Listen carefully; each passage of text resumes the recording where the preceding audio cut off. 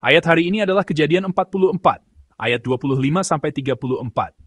Mari kita baca bersama. Kemudian ayah kami berkata, "Kembalilah kamu membeli sedikit bahan makanan bagi kita." Tetapi jawab kami tidak dapat pergi ke sana. Jika adik kami yang bungsu bersama-sama dengan kami, barulah kami akan pergi ke sana, sebab kami tidak boleh melihat muka orang itu. Apabila adik kami yang bungsu tidak bersama-sama dengan kami. Kemudian berkatalah hambamu, ayahku, kepada kami, "Kamu tahu bahwa istriku telah melahirkan 2 orang anak bagiku, yang seorang telah pergi daripadaku dan telah berkata, tentulah ia diterkam oleh binatang buas, dan sampai sekarang aku tidak melihat dia kembali.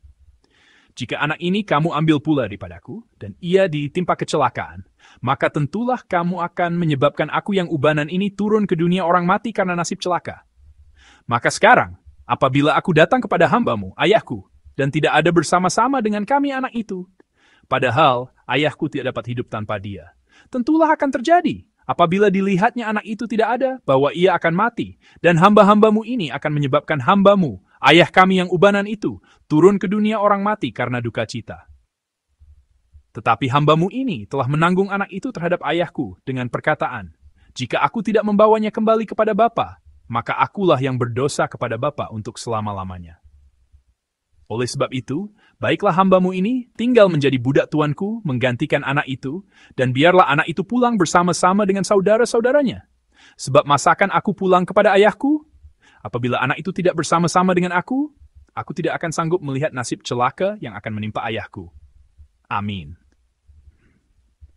Firman Tuhan hari ini mengisahkan bagian akhir dari ujian yang diberikan Yusuf kepada saudara-saudaranya melalui peristiwa piala perak. Bacaan kita hari ini dapat dibagi menjadi 2 bagian besar.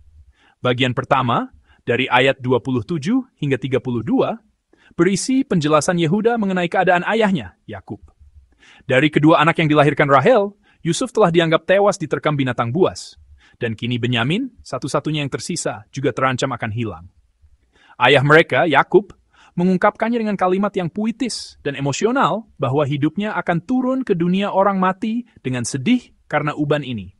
Sederhananya, Yakub berkata, "Aku akan mati." Ini adalah ungkapan penderitaan dan situasi yang sangat genting, karena ia akan kehilangan Benyamin, satu-satunya anak yang tersisa dari Rahel. Bagian kedua adalah ayat 33 dan 34. Disinilah Yehuda mengambil sebuah keputusan di tengah penderitaan ayahnya. Sebuah penderitaan yang dapat merenggut nyawanya. Dalam ayat 33, tertulis firman demikian. Oleh sebab itu, baiklah hambamu ini tinggal menjadi budak tuanku menggantikan anak itu, dan biarlah anak itu pulang bersama-sama dengan saudara-saudaranya. Di hadapan saudara-saudaranya dan demi ayahnya, Yehuda mempersembahkan dirinya sebagai korban penebusan. Ia mengambil keputusan untuk berkata, biarlah saya yang menjadi budak sebagai gantinya, agar anak itu bisa pulang. Seperti yang telah disampaikan oleh pendeta senior kita kemarin, Yusuf menyembunyikan piala perak di dalam karung Benyamin untuk menguji reaksi saudara-saudaranya. Dahulu mereka telah menjual Yusuf karena iri hati dan benci. Kini, Yusuf ingin melihat apakah saudara-saudaranya akan melindungi si bungsu, Benyamin. Tentu saja, kerinduan Yusuf untuk berjumpa dengan Benyamin juga sangat besar. Ia pasti ingin sekali bertemu dengan adik kandungnya itu. Namun, yang lebih penting adalah bagaimana reaksi saudara-saudaranya. Menghadapi ujian dari Yusuf, mereka menunjukkan perubahan yang luar biasa. Perubahan yang menakjubkan itu tampak jelas dalam bacaan hari ini yang secara khusus menyoroti Yehuda sebagai perwakilan dari perubahan tersebut. Hal ini terlihat ketika Yehuda dengan berani maju menawarkan diri untuk menjadi budak demi Benyamin dan ayahnya Yakub. Di sini kita patut bertanya mengapa Yehuda? Yehuda bukanlah anak sulung Yakub. Anak sulung Yakub adalah Ruben, diikuti Simeon, lalu Lewi, dan barulah Yehuda. Yehuda adalah anak keempat Yakub. Di atasnya ada 3 kakaknya, Ruben, Simeon, dan Lewi. Namun, ketiga kakaknya ini pernah terlibat dalam peristiwa-peristiwa yang membuat mereka kehilangan hak istimewa sebagai anak sulung. Jika kita mengingat kembali, Kejadian pasal 34. Ketika Dina, anak perempuan Yakub, dinodai di Sikem, Simeon dan Lewi melakukan pembalasan dengan tipu muslihat. Mereka meminta semua laki-laki di negeri itu disunat. Lalu ketika mereka sedang kesakitan, Simeon dan Lewi menyerang dan membunuh mereka dengan pedang. Mereka telah menodai perjanjian sunat yang kudus itu dengan darah. Karena itu, keduanya dinyatakan tidak layak. Lalu bagaimana dengan Ruben? Dalam Kejadian pasal 35, ia meniduri Bilha, gundik ayahnya. Bilha adalah hamba Rahel, istri yang sangat dikasihi Yakub. Rahel sendiri meninggal dunia saat melahirkan Benyamin. Itulah sebabnya nama asli Benyamin adalah Ben-Oni, yang berarti anak kedukaanku. Namun, Yakub tidak mau membiarkan nama yang penuh duka cita itu melekat, sehingga ia mengubahnya menjadi Benyamin, yang berarti anak tangan kanan. Bagaimanapun, setelah Rahel meninggal, Ruben meniduri Bilha, gundik ayahnya itu. Perbuatannya ini bukan sekadar catatan tentang penyimpangan seksual atau pelanggaran etika. Di dunia kuno, meniduri gundik seorang penguasa dianggap sebagai tindakan merebut kekuasaan. Itu adalah sebuah tindakan politis. Dalam konteks keluarga pada masa itu, di mana ayah adalah penguasa, mengambil gundiknya berarti mengklaim otoritas sang ayah. Setelah Rahel meninggal dalam penderitaan saat melahirkan Benyamin, Yakub tentu akan menjadi lebih dekat dengan Bilha. Karena itu, begitu Rahel meninggal, Ruben mengambil Bilha dengan tujuan agar keutamaan dalam keluarga beralih kepada ibunya, Leah, dan keturunannya. Oleh karena itu, para ahli Alkitab sering menafsirkan tindakan Ruben ini bukan sekadar didorong oleh nafsu, melainkan sebagai upaya untuk merusak tatanan keluarga yang telah ditetapkan Allah. Keturunan Yakub adalah keluarga pilihan Allah, dan Ruben mencoba mengacaukannya. Bukankah ini sebuah tantangan terhadap Allah dan dosa di hadapannya? Tindakan tercela ini membuatnya disingkirkan dari berkat kesulungan. Ruben, Simeon, dan Lewi semuanya tersingkir, sehingga tibalah giliran Yehuda. Dan yang lebih penting lagi, kita tahu bahwa Yehuda memiliki garis keturunan yang sangat penting. Ia adalah nenek moyang Daud, dan dari suku Yehuda lah juru selamat kita, Yesus Kristus, lahir. Oleh karena itu, tindakan Yehuda yang rela menjadi budak demi menyelamatkan ayahnya Yakub dari ancaman kematian karena duka cita, dan demi adiknya Benyamin, adalah sebuah prabayang dari karya penebusan Kristus yang luar biasa. Dalam ayat 32, Yehuda berkata kepada ayahnya, "Tetapi hambamu ini telah menanggung anak itu terhadap ayahku dengan perkataan." Kata menanggung di sini, dalam bahasa Ibrani adalah araf.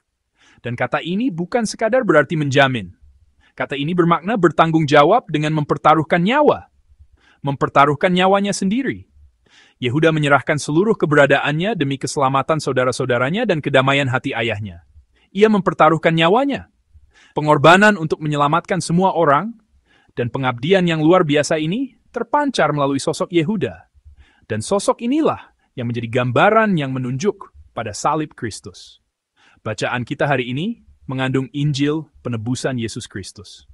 Sikap yang ditunjukkan Yehuda hari ini bukan hanya menenangkan hati ayahnya Yakub, tetapi juga mengandung pengorbanan dan kasih yang mulia untuk menyelamatkan Benyamin serta saudara-saudaranya yang lain. Kita mungkin tidak pernah menyangka akan menemukan gambaran penebusan salib dalam kisah Yusuf. Namun beginilah cara anugerah Allah bekerja. Anugerahnya seringkali ditemukan di tempat yang tidak kita duga. Dan anugerah salib adalah utang kasih yang kita pikul hingga hari ini. Kita diingatkan bahwa ganjaran yang seharusnya kita terima telah ditanggung oleh Yesus di atas kayu salib. Saudara-saudara Yusuf bersalah. Dengan iri hati dan benci, mereka mencoba menyingkirkan saudara kandung mereka sendiri, bahkan sampai menjualnya. Niat mereka adalah niat seorang pembunuh. Mereka telah melakukan dosa yang sangat keji. Namun Yehuda mengorbankan dirinya untuk menyelamatkan mereka. Bukankah kasih Kristus juga seperti itu? Diri kita, hidup kita, yang sesungguhnya tidak layak untuk diampuni dan diselamatkan telah ditebus oleh salibnya. Itulah anugerah Kristus.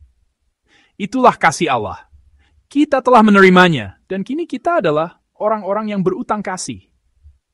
Bacaan hari ini sepenuhnya dipenuhi dengan gambaran kasih Allah Bapa dan pengorbanan salib Yesus Kristus. Hati Yakub yang hancur karena takut kehilangan satu-satunya anak yang tersisa dari istrinya yang terkasih, mencerminkan hati Bapa di surga yang tidak ingin kehilangan satupun dari kita. Dan sosok Benyamin, yang tidak berdaya, namun menjadi sasaran kasih ayahnya yang begitu besar, melambangkan diri kita di hadapan Bapa. Sosok Yehuda, yang rela menjadi jaminan dan budak untuk menyelamatkan Benyamin dari bahaya maut, menunjukkan dengan jelas kepada kita kasih Kristus yang menyelamatkan.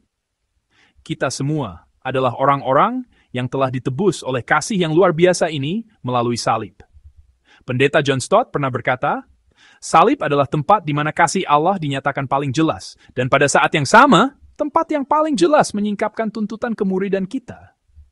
Kasih salib tidak hanya menyatakan kasih Allah kepada kita, tetapi juga menjadi panggilan yang kuat agar kita, sebagai murid-muridnya, hidup dalam kasih itu. Anda mungkin sudah bisa menebak kemana arah khotbah ini. Kita telah menerima anugerah salib yang digambarkan melalui keputusan Yehuda untuk menjadi jaminan pengganti. Lalu, bagaimana seharusnya kita menanggapi firman Tuhan hari ini? Pertama, kita harus memikul tugas sebagai pendoa syafaat. Sebagaimana Yehuda menjadi pengganti bagi Benyamin, kita pun dipanggil menjadi pendoa syafaat bagi keluarga, gereja, bangsa, dan dunia. Rasul Paulus berkata dalam Roma 9 ayat 3, "Bahkan aku mau terkutuk dan terpisah dari Kristus demi saudara-saudaraku, kaum sebangsaku secara jasmani. Dengan mempertaruhkan nyawanya, ia menjadi pendoa syafaat bagi bangsanya." Kiranya pengakuan ini menjadi pengakuan doa kita dan prioritas utama kita saat berdoa. Kita harus selalu ingat bahwa kita adalah para pendoa syafaat. Kedua, kita harus memilih hidup dalam pengorbanan. Dunia mengutamakan kepentingan diri sendiri. Diri sendirilah yang nomor satu. Namun, umat Allah adalah mereka yang memilih kasih sekalipun harus merugi. Sebab jalan salib yang ditempuh seorang Kristen adalah jalan kerelaan untuk berkorban dan menanggung penderitaan. Mengapa Injil begitu sulit diterima di zaman sekarang? Mengapa iman menjadi begitu sukar? Karena kita hidup di era yang membenci kerugian. Kita menolak jalan salib karena kita berpikir jika kita rugi tidak akan ada keuntungan. Jika kita menderita, tidak ada harapan setelahnya. Namun, 1 Yohanes 3 ayat 16 mengatakan kepada kita, "Demikianlah kita ketahui kasih Kristus, yaitu bahwa Ia telah menyerahkan nyawanya untuk kita. Jadi kita pun wajib menyerahkan nyawa kita untuk saudara-saudara kita." Jika kita tidak rela merendahkan diri, mematikan keinginan diri, dan berkorban demi sesama dan keluarga, Injil tidak akan dapat dinyatakan di dunia ini. Ketika saya rela mundur selangkah, merendahkan diri di hadapan orang lain, dan bahkan kehilangan apa yang menjadi milik saya, pengorbanan itu tidak berhenti pada kerugian saya. Justru melalui kerelaan itulah kuasa salib Yesus Kristus dinyatakan. Oleh karena itu, karena kita telah menerima kasih-Nya, marilah kita memilih untuk hidup dalam pengorbanan. Mari kita jalani pilihan itu mulai hari ini. Ketiga, kita harus hidup dalam kerendahan hati. Yehuda merendahkan dirinya di hadapan penguasa Mesir itu, menyebut dirinya hamba, dan memohon belas kasihan. Saudara-saudari, kerendahan hati memiliki kuasa untuk menggerakkan hati manusia, dan bahkan menggerakkan hati Allah. Ya, bukan hanya hati manusia, tetapi juga hati Allah. Itulah kekuatan kerendahan hati. Allah menentang orang yang congkak, tetapi mengasihani orang yang rendah hati. Ini adalah firman Tuhan dari Yakobus 4 ayat 6. Marilah kita hidup hari ini dengan berpegang pada janji ini. Jika kita rendah hati, Allah akan menganugerahkan kasih karunia-Nya. Saya percaya inilah seharusnya cara kita menjalani hidup hari ini. Saudara-saudari yang terkasih, Yehuda juga adalah seorang pendosa yang pernah mengusulkan untuk menjual adiknya. Namun, ia telah berubah. Pada akhirnya, ia rela menyerahkan dirinya demi sang adik. Dan melalui keturunan Yehuda inilah lahir Yesus Kristus yang menanggung dosa dan kematian kita, serta menganugerahkan kepada kita karya penebusan melalui pengorbanan nyawanya di kayu salib. Melalui firman Tuhan pada subuh ini, saya sungguh-sungguh berharap kita dapat membuat pengakuan iman seperti ini. Tuhan, aku akan menjadi pengganti bagi saudaraku. Tuhan, aku akan berdoa bagi keluarga dan gereja. Tuhan, aku akan menyerahkan waktu dan hartaku untuk melayani sesama. Ketika kita membuat pengakuan ini dan melangkah dalam iman hari ini, saya percaya Tuhan akan mengerjakan karya keselamatan yang besar melalui pengorbanan kita yang kecil. Kiranya saya dan saudara sekalian dapat meneladani Yesus yang menapaki jalan salib, jalan penebusan, dan menjalani hari ini dalam kemenangan iman. Tuhan memberkati.